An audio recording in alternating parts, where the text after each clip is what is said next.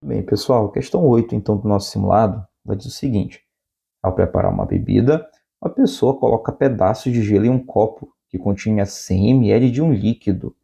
Olha só, no início da questão, começamos falando de um líquido, certo?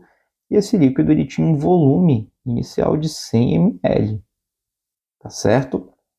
Considerando que o gelo estava a menos 2 graus Celsius e o líquido a 20, então a temperatura inicial do líquido 20 graus Celsius, e que haverá trocas de calor apenas entre o gelo e o líquido, podemos afirmar que a massa de gelo necessária para reduzir em 5 graus a temperatura do líquido será em gramas de...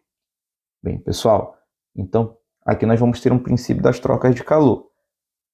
Essa massa de líquido ela está a 20 graus e nós pretendemos reduzir em 5 graus sua temperatura. A sua temperatura final deverá ser de 15 graus Celsius. Com isso, nós vamos ter uma variação de temperatura de 5 graus, tá bom? Muito bem. Só que essa energia é uma energia perdida, inclusive esse ΔT seria negativo, né? Essa energia perdida, ela vai ser direcionada para o bloquinho de gelo, ele aumentar sua temperatura, mudar de estado físico e atingir 15 graus Celsius e entrar em equilíbrio térmico. Para fazer todo esse processo, ele tem que arrancar uma quantidade de calor do líquido suficiente para que sua temperatura sofra uma queda de 5 graus.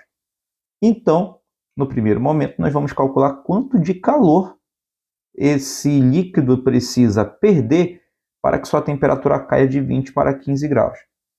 E aí, como nós temos uma variação de temperatura, a quantidade de calor será sensível. Vai ser igual ao produto entre a massa, calor específico, e a variação de temperatura. Porém, não foi dado massa, e sim volume. E a relação entre massa e volume é dada pela densidade, que nesse caso é igual a 0,8 grama por ml. Então, nós sabemos que a densidade ela é a massa dividido pelo volume. Se a densidade é igual a 0,8, a massa nós podemos encontrar se nós conhecermos o volume, que é igual a 100. Passando o volume para o outro lado da igualdade multiplicando, nós vamos ter 0,8 vezes 100. Então, você move a vírgula duas casas para a direita e nós vamos obter 80 gramas. Tá bom? Voltando então agora para a nossa equação, a quantidade de calor sensível vai ser a massa, que é 80, o calor específico da água no estado líquido, que é igual a 0,6 da água, não, desse líquido desconhecido, né, pessoal? Tá bom? E a variação de temperatura que ela vai sofrer, que é igual a 5. Essa quantidade de calor sensível será, corte esse 0, do 0,6 com o 0 do 80. Você pode fazer aqui para mim 5 vezes 6, que vai ser igual a 30. O resultado se multiplica por 8, nós vamos obter 240 calorias que essa massa de líquido desconhecido vai precisar perder, tá bom? Esse líquido não é água, então não posso dar densidade igual a 1. Agora, nós vamos avaliar o bloquinho de gelo. Esse bloquinho de gelo, ele está aqui, olha. Ele está a menos 2 graus Celsius, tá legal? Vamos colocar aqui com outra corzinha. Ele está a menos 2 graus Celsius. E aí nós vamos aquecer ele. Quando nós aquecermos esse bloquinho de gelo, ele vai aumentar a temperatura até a temperatura ideal para a mudança de estado, que é 0 graus Celsius. Então, da primeira para a segunda situação, nós teremos uma quantidade de calor sensível, tá bom? Se continuarmos mandando energia, lembrando que essa energia está vindo desse líquido desconhecido, ele está reduzindo a temperatura de 20 para 15, e essa energia ele está enviando para o bloquinho de gelo. E aí o que vai acontecer agora? Ele vai mudar de estado físico. Esse bloquinho de gelo, água no estado sólido, vai manter a temperatura e vai passar do estado sólido para o estado líquido. E essa energia nós chamamos de calor latente. Esse processo ainda não acabou, porque nós pretendemos atingir o equilíbrio térmico, que acontece a 15 graus Celsius, com a água no estado líquido.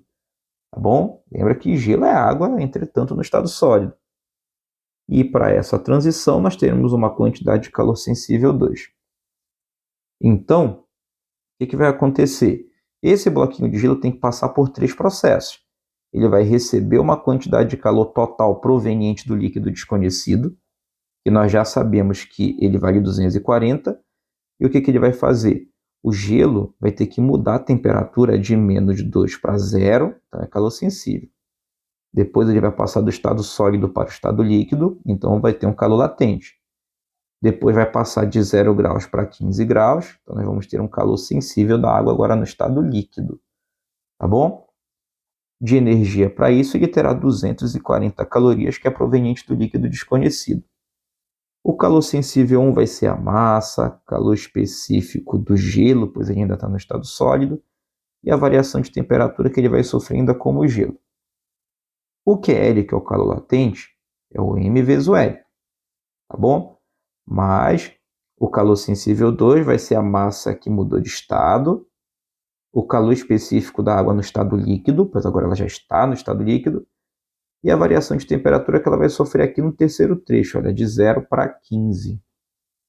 Então nós vamos ter o seguinte, que 240 é igual a massa, calor específico do gelo que a questão forneceu, que é igual a 0,5, tá bom? E a variação de temperatura que vai ser aqui no primeiro trecho, olha, de menos 2 para 0, vai variar 2 unidades. Mais a massa, que é desconhecida, o calor latente de fusão do gelo, que é igual a 80, tá bom? A massa, que é desconhecida, calor específico da água no estado líquido, que é 1, e a variação de temperatura, que é essa, de 0 para 15, variou 15 unidades. Então nós vamos ter que 240 é igual, você faz 2 vezes meio, então vai dar 1, então vai dar M, né? 1M, mais 80M, 15 vezes 1 vezes M dá 15M. Então nós teremos 240, que é igual a 80 mais 15, 95, com mais um desse Mzinho aqui, nós vamos ter 96M. Esse 96 que está multiplicando, ele vai passar para o outro lado dividindo. E aí nós vamos obter uma massa de 2,5 gramas. 2,5 gramas só pode ser o que nós temos na letra D.